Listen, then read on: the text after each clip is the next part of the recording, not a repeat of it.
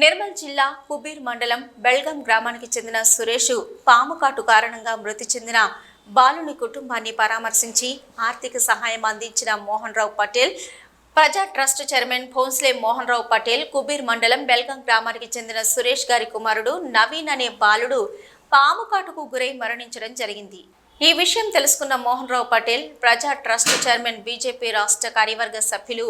భోన్స్లే మోహన్ రావు పటేల్ వారి కుటుంబాన్ని పరామర్శించి ప్రగాఢ సానుభూతిని తెలియజేసి మనోధైర్యాన్ని అందించి వారి తండ్రి సురేష్ గారికి మోహన్ రావు పటేల్ ప్రజా ట్రస్ట్ ఆధ్వర్యంలో 10,000 రూపాయల ఆర్థిక సహాయం అందజేసిన మోహన్ రావు పటేల్ ముధుల్ నియోజకవర్గంలో ప్రమాదవశాత్తు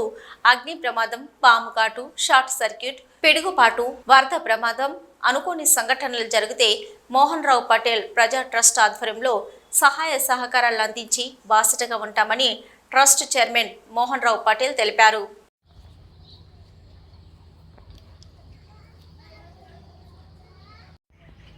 బెల్గాం గ్రామంలో ఇటీవలే పాముకాటుకు గురైన యువకుడు నవీన్ అనే యువకుడు మృతి చెందడం జరిగింది।